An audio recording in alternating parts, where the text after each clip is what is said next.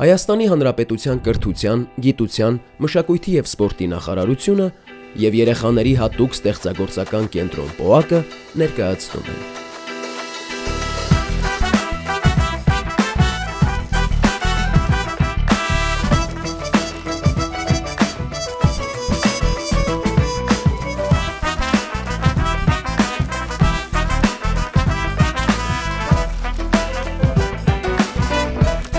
Քո արվեստը դպրոցում։ Այսօր ճանապարհը մեզ կրկին դեպի մայրաքաղաք բերեց։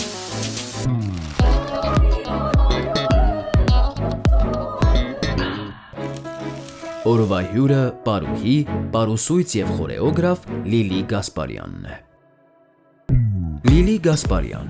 պարուհի, պարուսույց, խորեոգրաֆ։ Ծնվել է 1998 թվականին Գյումրիում, սովորել է Գյումրու Ռաֆու անվան թիվ 32 հիմնական դպրոցում։ 9-րդ դասարանից ուսումը շարունակել է Երևանի պարարվեստի պետական քոլեջում։ 2016 թվականին քոլեջը գերազանցությամբ ավարտելուց հետո ընդունվել է Հայկական պետական մանկավարժական համալսարան պարարվեստի մանկավարժություն բաժին։ 2022 թվականին գերազանցությամբ ավարտել է նույն համալսարանի մագիստրատուրան, ստանալով արվեստաբանի և արվեստի կառավարչի որակավորում։ 2016-ից 2023 թվականներին աշխատել է Հայաստանի պարարվեստի բարեկամություն պետական համույթում որպես առաջին կարգի պարուհի։ 2018 թվականից դասավանդում է Երևանի պարարվեստի պետական քոլեջում, իսկ 2025-ից նաև Հայաստանի պետական մանկավարժական համալսարանի պարարվեստի մանկավարժության ամբիոնում։ 2021 թվականից Գյումրու համայնքապետարանի պարարվեստի դպրոց ՀՕԱԿ-ի գեղարվեստական ղեկավարը, իսկ 2023-ից տնօրենն է։ Լիլի Գասպարյանը հյուրախաղերով հանդես է եկել աշխարհի տարբեր երկրներում, մասնակցել մի շարք միջազգային մեծամասշտաբ փառատոների, արժանացել պատվոգրերի, մրցանակների։ Մի շարք պարային բեմադրությունների և պարային ներկայացումների հեղինակ է։ Պարարվեստի գործիչների և արտիստների մասին պատմող «Պար-արտ» հաղորդման հեղինակ վարողն է։ Շնորհակալագրեր և պատվոգրեր է ստացել Հայաստանի Հանրապետության մշակույթի նախարարության, Գյումրու համայնքապետարանի և Շիրակի մարզպետարանի կողմից։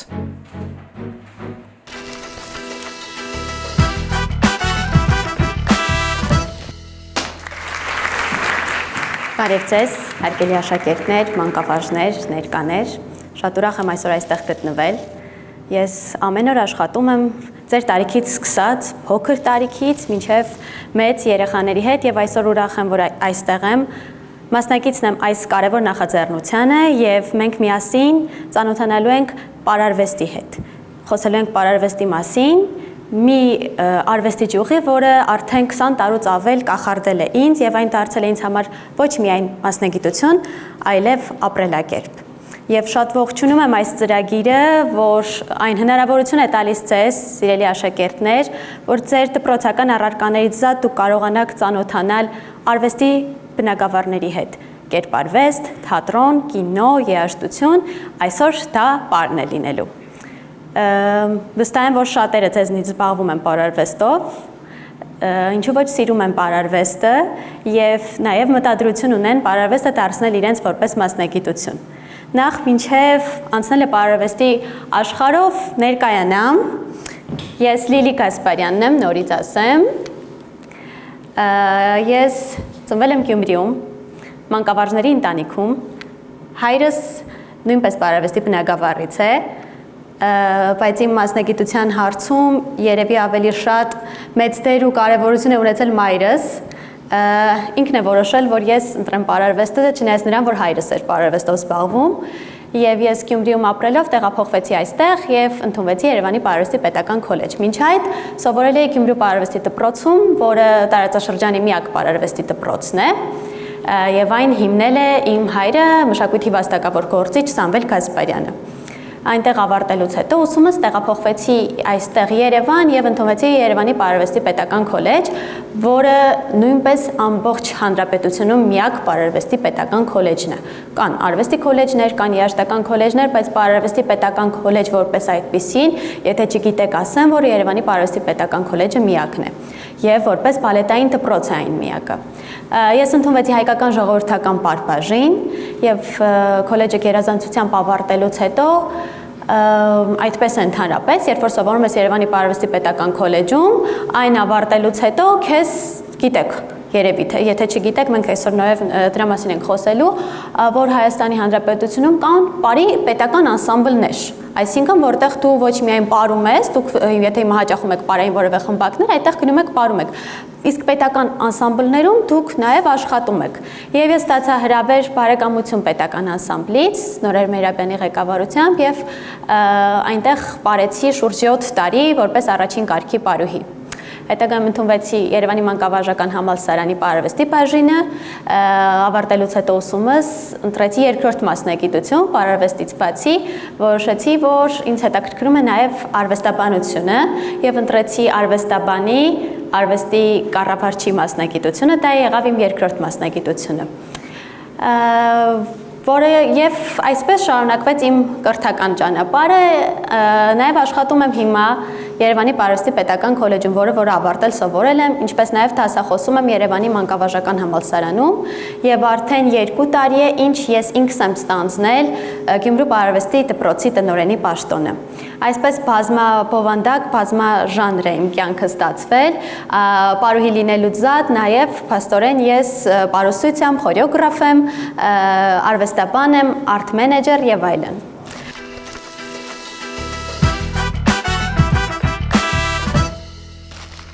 Այսօր մենք խոսելու ենք, թե որտեղից են գալիս պարարվեստի արմատները, ինչու է պարը համամարտկային լեզու, պարի հոգեբանական եւ ինքնաարտահայտման կարեւորությունը, ինչպիսի պարարվեստ է այսօր տիրում Հայաստանում։ Ասեմ, որ պարը դա ունի շատ վաղ պատմություն, երբ մարդ դեռ լեզուներ,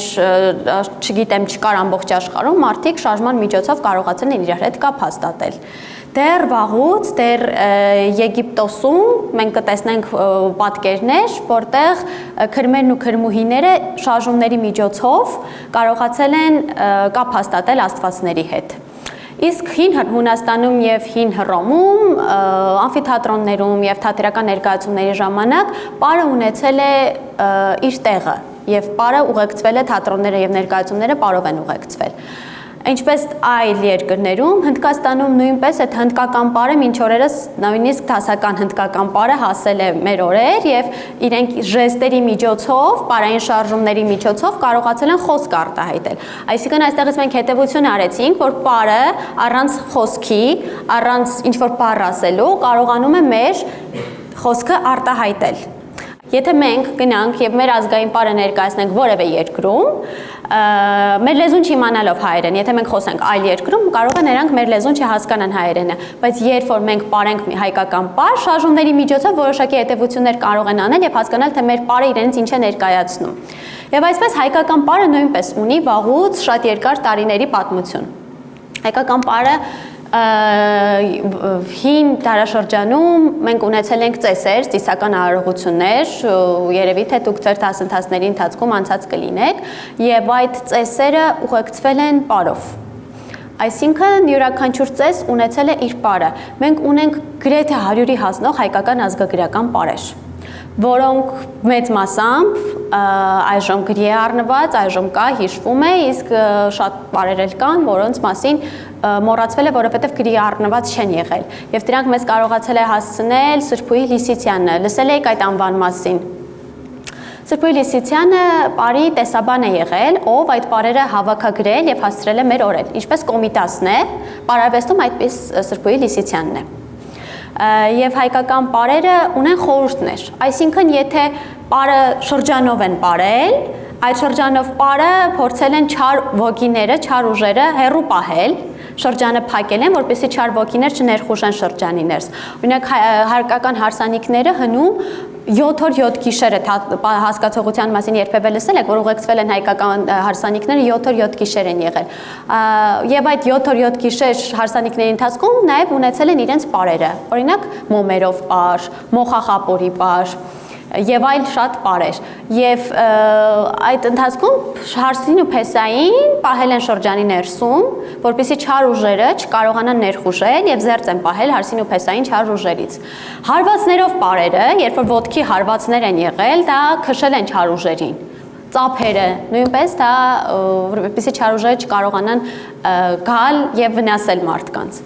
Նաև կան աջ գնացող պարեր մեր հայկական պարարվեստում եւ ցախ գնացող պարեր։ Աջ գնացող պարերը դրանք հաղթական, ուրախության պարեր են, իսկ ցախ գնացողները հիմնականում դրանք սգո պարեր են։ Այսինքն հնում հայկական թաղման արարողությունները նույնպես ուղեկցվել են պարով։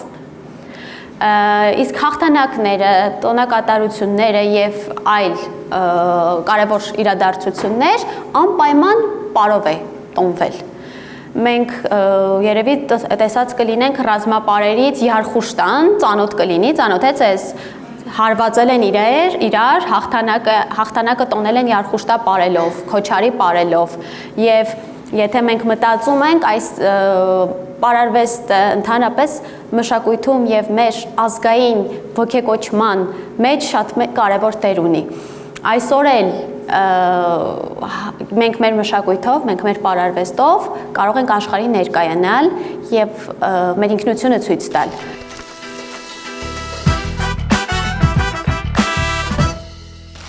Քսաներորդ դարաշրջանում, երբ ամբողջ աշխարհում արդեն դասական պարը սկսել էր 16-րդ դարից ի հայտ գալ եւ դասական բալետը իշխել, Հայաստանում նույնպես որոշվեց, որ պիտի բացվի դասական դպրոց։ Եվ այդ դասական դպրոցը բացվեց 1924 թվականին, մինչ օրս կա, այն 101 տարեկան է, նախկինում կոչվում էր Պարարվեստի ուսումնարան, այսօր կոչվում է Երևանի Պարարվեստի պետական քոլեջ։ Երբ որ բացվեց Երևանի Պարարվեստի ուսումնարանը, որոշում կայացվեց, որ այդ կադրերը, ովքեր որ պիտի ավարտեն Պարարվեստի ուսումնարանը, պետք է ունենան մի հարթակ, մի վայր, որտեղ կարողանան հանդես գալ։ Եվ դա եղավ օպերային թատրոնը, եւ մենք ունենք 1924 թվականից մինչ օրս բազում կադրեր, անվանի անուններ, ովքեր հանդես են եկել հենց այդ բեմում եւ ոչ միայն այդ բեմում, հանդես են եկել համաշխարհային մեծ բեմերում եւ այսօր հայկական բալետը իր ուրույն տեղն ունի ամբողջ աշխարհում։ Եվ ես կուզեի, որ դուք, եթե չգիտեք, ես հնչեցնեմ անուններ, Վիլեն Գալստյան, երբևէ լսել եք, Նորայր Մերաբյան, Աննա Մարիկյան, Էլվիրա Մնացականյան եւ այլ շատ հայտնի անուններ, եթե ինչ-որ անուններ նույնիսկ մոռացա, այսօր կերտել են մեր հայկական բալետային պատմությունը։ Եվ այսօր նույնպես կա երիտասարդների սերունդ, ովքեր շարունակում են իրենց թողած գործը։ Եվ Երևանի Պարարվեստի պետական քոլեջում տարիներ հետո որոշվեց, որ պետք է բացվի նաև հայկական ժողովրդական պարբաժինը։ Եվ բացվեց հայկական ժողովրդական պարբաժինը, որտեղ սովորեցին արդեն հայկական պար, ոչ թե բալետ։ Եվ այն էլ արդեն հիմք հանդիսացավ այլ բարի պետական անսամբլի, բարեկամություն պետական անսամբլի, երկի բարի պետական անսամբլներին կադրեր մատուցելու համար։ Եվ նոր ես խոսում էի ու ասում էի, որ պարը դա համաշխարհային եւ համամարտկային լեզու է եւ մենք ապրում ենք մի դարաշրջանում, որտեղ նորագույն տեխնոլոգիաները ներխուժել են մեր կյանք, ճիշտ է, դա գadgetներն են, համակարգիչները եւ այլն, ներխուժել են մեր կյանք եւ մի փոքր բարդացել է պրոֆեսիոնալ պարարվեստի գործը։ Ինչով է բարդացել, որ պրոֆեսիոնալ պարարվեստի վառ ներկայացուցիչները եւ ոչ պրոֆեսիոնալները, ինչ բուն խոսքին ասելը, խնդրում ձեռք բարձրացրեք, թե ովքեր են հաճախում այսօր պարի։ Այո, շատ-շատերը այսօր հաճախում են պարի եւ այսօր չափից շատ են Հայաստանի Հանրապետությունում պարախմբերը։ Եվ ձեռք բարձրացնողների մեջ ես գրեթե չգիտեմ, տղաներից ձեռք բարձրացնողներ եղան, թե ոչ։ Երևի թե չեղան, չէ։ Ու իմ մեջ հիմա հարց առաջացավ, թե ինչու տղաները չեն զբաղվում պարարվեստով։ Այսօր մենք ունենք այդ խնդիրը, որ պարարվեստով տղաները չեն զբաղվում, ու կա ինչ-որ թյուր կարծիք, որ պարարվեստը դա միայն աղջիկների համար է։ Ոչ, պարարվեստը բոլորի համար է։ Եթե չգիտեք, ասեմ, որ տղաներ, պարարվեստը իր մեջ ներառում է բոլոր սպորտաձևերը։ եւ ծանրամարդ բալետային արտիստները կարողանում են, չէ, պարուհիներին բարձրացնել, պահումներ անել, դա ծանրամարդ է իր մեջ ներառում։ Բոլոր սպորտաձևերը ներառված են պարարվեստի մեջ եւ պարողները իրենք նույնիսկ մարզիկներ են։ Եվ մեր ուժը, մեր հաղթական պարերը, ոտքի ուժեղ հարվածները եւ այդ ամեն ինչը միայն առնական տղաները կարող են ներկայացնել պարարվեստով։ Եվ այսօր Հայաստանի Հանրապետությունում շատ են պարախմբեր եւ պարով զբաղվողները։ Եվ այդ սոցհարթակները եւ այդ տեխնիկան, TikTok-ները, YouTube-ը ունեցավ իր բացասական ազդեցությունը պարարվեստի վրա։ Ինչով որ գոյություն ունի բալետմայստեր, ով բեմադրում է պարը, եւ պարուսույց, ով սովորեցնում է ուղղակի պարը։ Եվ շատերը բալետմայստերությունը դրեցին մի կողմ եւ սկսեցին գողանալ բեմադրություններ YouTube-ից, նայելով որոշակի հատվածներ, նույնիսկ այդ TikTok-ային շարժումները, որոնք դուք վստահ եմ բոլորդ անում եք, այդ TikTok-ային շարժումները ներխուժեցին պարարվեստ եւ նույնիսկ բարձրացան այսօր բեմ։ Եվ պրոֆեսիոնալ ու գրագետ պարարվեստը ինչ որ չափով այսօր կողք է դրվել, բայց պարարվեստը պահանջում է իրենց երկար ճանապարհ երեխաներ։ Պարարվեստը ընդհանրապես երաժշտություն չի, պարարվեստը ընդհանրապես շարժումներ չի։ Պարարվեստը ունի երկար անցնելու ճանապարհ։ Պետք է աշխատես քո տեխնիկայի վրա, պետք է աշխատես քո կատարողականության վրա, պետք է ճիշտ երաժշտություն լսել կարողանաս, պետք է աշխատես քո էմոցիաների վրա։ Ամեն ինչ, մանրուքներ, որը ոնց ենք մենք, երբ գալիս ենք առաջին դասարան, սովորում ենք մասնիկները գրել, հետո տարր, հետո բառ, հետո բառակապակցություն եւ նախադասություն։ Այդպես պարարվեստն է։ Մենք սկսում ենք սովորել մասնիկներից, հետագայում այն դառնում են նախադասություններ, դա այսինքն պարերն են,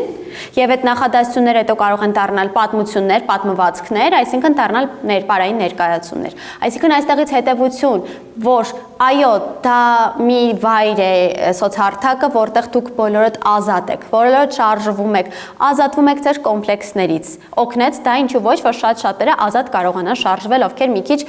կաղապարի մեջ էին իրենց զգում շարժվելուց։ Բայց պարարվեստը դա այնքան բովանդակալից է, շատերին թվում է թե պարը եւ թեկուզ որոշ արվեստ, երգը, ինչու ոչ, նկարչությունը, դա ուղղակի վրձինը վերցնում ես եւ որևէ նկար ես պատկերում։ Կամ չգիտեմ, երգը վերցում ես խոսափողը եւ երգում ես, ոչ, պարարվեստ իրենց պահանջում է երկար տարիների աշխատանք, չարչարանք, ցավեր։ Մարդիկ ունենում են վնասվածքներ, որից հետո հնարավոր է որ ցես բժիշկը օրինակ ասի, որ դուք այլևս չեք կարող պարարվեստով զբաղվել եւ դա մեծ, ինչպես մարզիկի մոտ է, երբ մարզիկին ասում են որ դու ունես վնասվածք եւ չես կարող գնալ մասնակցել որոշ չեմպիոնատի, այդպես պարողի մոտ երբ նա չի կարող բեմ բարձրանալ։ Դու պիտի անցնես այդ փուլերը, այդ ճանապարհը, որպեսզի կարողանաս բարձրանալ բեմ, հանդես գալ բեմում։ Եթե ես բարձրացա բեմ, սովորել եմ շարժումները, այդ մասնիկները կապել եմ իրար, արեցի այդ շարժումները, դա դեռ պարարվեստ չի։ Եթե պարողը չունի էմոցիա, դեմք, չի կարող արտահայտել իր դեմքը, ես կարող եմ այդ շարժումը անել սենց, առանց ոչ մի էմոցիա, կարող եմ անել այսպես եւ կարող եմ անել այսպես։ Այսինքն դու կարող ես տարբեր ձևով այդ շարժումը ցույց տալ եւ քո ներքին հուզմունքը, քո ներքին այդչամիջոցը այն ցույց տալ։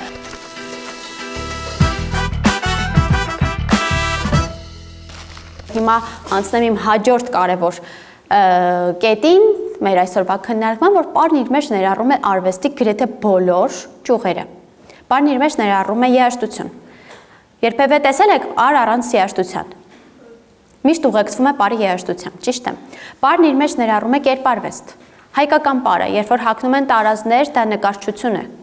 Երբ որ պարային որևէ հագուստ են հագնում, կապ չունի ինչ պարայի ոճ է, դա կլինի լատինոամերիկյան, դա կլինի հիփ-հոփ, դա կլինի contemporary, կապ չունի։ Ինչ որ հագուստ են հագնում, շատ ժամանակ այդ հագուստի վրա աշխատում է նկարիչ։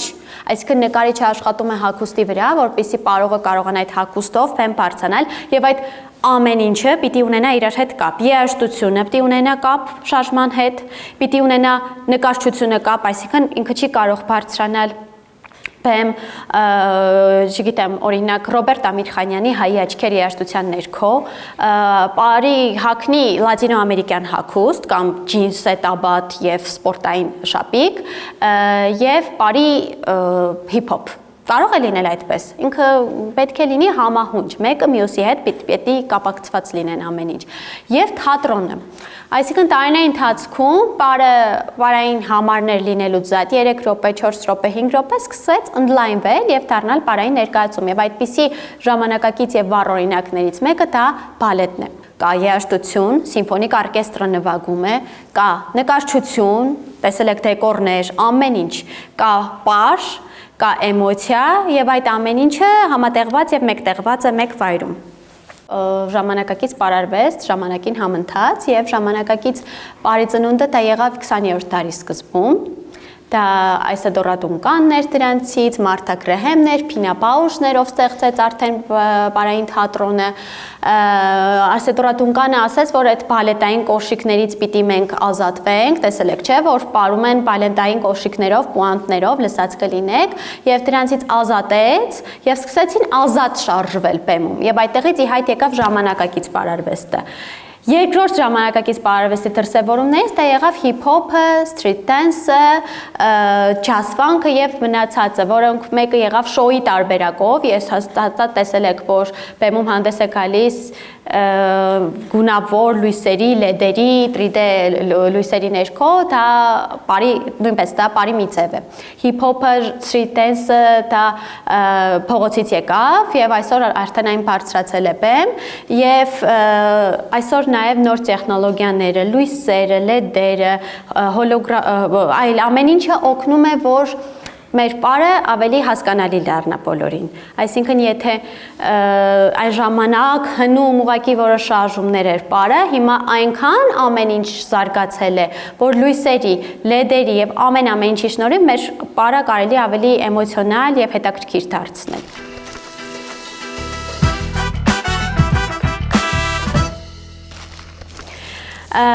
Ես շատ ուրախ եմ մեր այսօրվա հանդիպման համար եւ եթե դուք դիտարկեք պարը որպես մասնագիտություն, ես ձեզ վստահեցնում եմ, որ դուք չեք փոշմանի, որովհետեւ այն ձեր մեջ արտնացնում է ստեղծագործական ճիղը։ Այն ձեր մեջ երիտասարդությունը պահում է, հիմնականում եթե նկատել եք, պարողները միշտ երիտասարդ են լինում։ Այն օգնում է, որ դուք հանդես գաք բեմում, դուք շփվեք հանդիսատեսի հետ, դուք լինեք ազատ եւ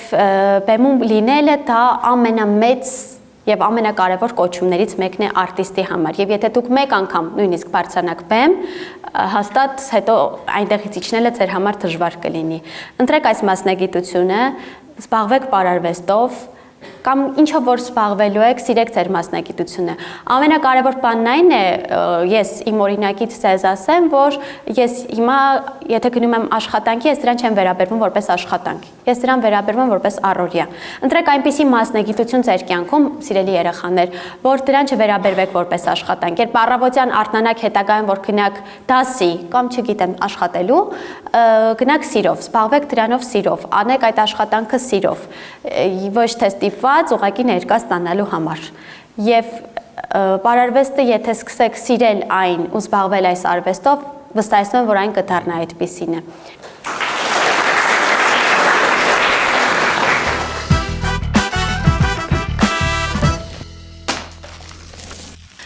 Ցանկանում եմ ձեզ մի հարց տալ, ինչ խորհուրդ կտայիք ձեզ փոքր ժամանակ։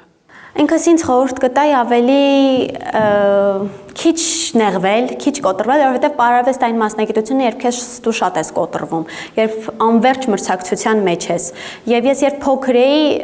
շատ էի կոտրվում, շատ էր այդ հոգեբանական ստրեսները իմ մոտ լինում։ Եթե ես հիմա ինձ կարողանայի խորհուրդ տալ, խորհուրդ կտայի, որ ամեն ժամանակավոր է, դա կապ չունի, ձեզ էլ է վերաբերվում, դա պարարվեստի մեջ, թե ընդհանրապես, ամեն ժամանակավոր է, բոլոր դժվարությունները հաղթահարելի են, չկա այնպիսի դժվարություն, եթե կա ցանկություն այն հաղթահարելի չլինել, ուղղակի պետք է լինել շատ ուժեղ, չկոտրվել եւ դիմանալ բոլոր մրցակցություններին կյանքի։ Հիմա օրինակ ընդունելությունները տարբեր պարի խմբակներում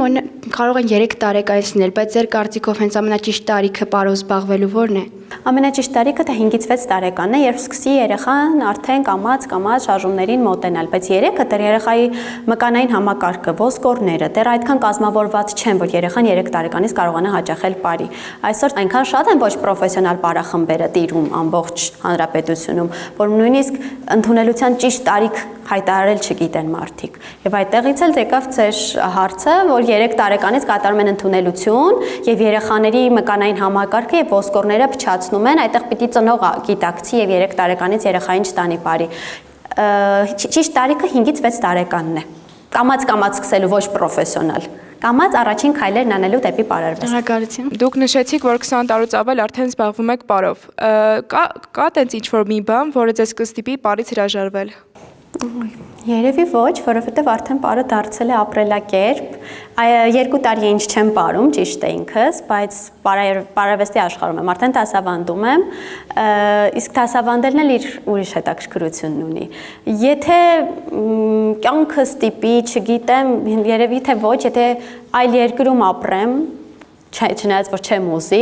որտեղ չլինի պարելու ոչ մի հնարավորություն, միայն այդ դեպքում երևի, բայց դե նորից ես ինձ թվում է կգտնեմ միջավայր, մի վայր, որտեղ կարողանամ զբաղվել պարարվեստով, որովհետև պարը իմ կյանքն է դարձել, իմ առօրյան է դարձել, իմ ապրելակերպն է, ես ինձ այլ բնագավառում չեմ պատկերացնում։ Ինձ հետաքրքիր է ձեր կյանքում եղել են այն շրջան, որ դուք ուզենաք դուրս գաք պարից։ Ես երբ ընդունվեցի պարարվեստի ուսումնարան, ինձ համար շատ բարդ էր այնտեղ սովորելը եւ շատերի համար ովքեր որ հիմա նույնիսկ ընդունվում են այդ ուսումնարանը, սկզբնական հատվածում դժվար է եւ եղավ այդ ժամանակահատված իմ համար շատ բարդ եւ շատ ստրեսային։ Ես ուղիղ 7 ամիս չէի ցանկանում հաճախել պարի։ Ես ատում էի պարողակի ամեն օր, 13-14 տարեկան էի, արտասվելով էի գնում, հայրս ու մայրս ինձ համոզում էին, իմ շատ սիրելի դասղեկ ունեի, որ այդ ուսուցչական կազմին բոլորին շնորհակալ եմ, որ ես այսօր այստեղ եմ կանգնած, իմ այս մասնագիտությունն եմ ընտրել, որովհետև բոլորն ունեցան իրենց մեր ներդրումը, բոլորը ինձ համոզում էին, որ ես նորից սկսեի հաճախել պարի եւ դա ստացվեց։ Ճիշտ է, շատ մեծ ստրես եմ տարել այդ ժամանակահատվածում եւ ինձ թվում է ոչ միայն ես, իմ ընտանիքի անդամները նույնպես, որովհետեւ դժվար էր, ունեի ցավեր, մկանների ցավեր, հոգնածություն, առավոտյան 8:30-ից մինչև ժամը 6-ը հանրակրթական դասերի հետ համատեղ պարել եւ այդ ամեն ինչը անցումային տարիքն էլ երևի իր հերթին ունեցավ իր դերը, որ ինձ ստրեսային դարձա։ Ուզում էի հրաժարվել պարարվեստից, ատում էի պարը, նշեցի, բայց կարողացա դա հաղթահարել եւ այսօր ատելությունը վերածվեց սիրո։ Որտեղ ասում են, չէ, ատելությունից սեր մի քայլ է եւ նույնը հակառակը։ Եվ այսօր չեմ փոշմանել, որ այդ շրջանում լսեցի մեծերին եւ ցեզ էլ ընդհանրապես խորհուրդ եմ տալիս, եթե ձեր ծնողները դժվարություններ են լինում կյանքում, լսեք ձեր ծնողներին, լսեք ձեր ուսուցիչներին եւ հավատացնում եմ կյանքում չեք փոշմանի։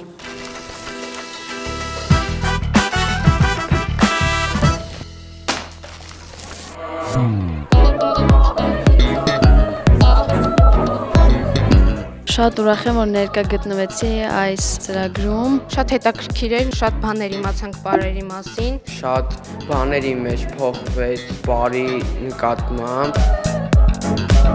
Ես ինքս որոշել եմ պարով շարունակել եւ այս հաղորդաշարը ինձ ուժ տվեց, որ որոշմանս մեջ ավելի վստահ լինեմ։ Նոր պարողները շատ ինֆորմացիա իմացան, որ նրանք կարող են արդեն սկսել կառուցել նրանց ճանապարհը դեպի պար։ Ես էլ եմ հաճախում պարի, անկեղծ ասած չեմ ուզում պարը շարունակեմ, բայց օգնեց այս հանդիպումը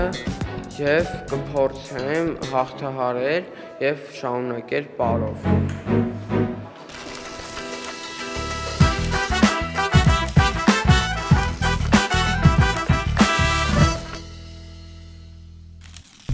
Գույներ, թե սև ու սպիտակ։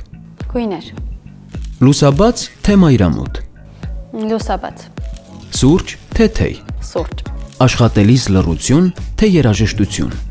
Երաժշտություն։ Որն է ձեզ վրա ամենամեծ ազդեցությունն ունեցած գիրքը։ Երևի Գևորգ Մարզպետունի։ Ինչն է, որ միշտ կա ձեր արվեստանոցում կամ աշխատասեղանին։ Նոթատետր։ Հայտնիներից ում հետ կցանկանայիք հանդիպել։ Երևի Տիանա Վիշնևայի հետ, բալետային արտիստ։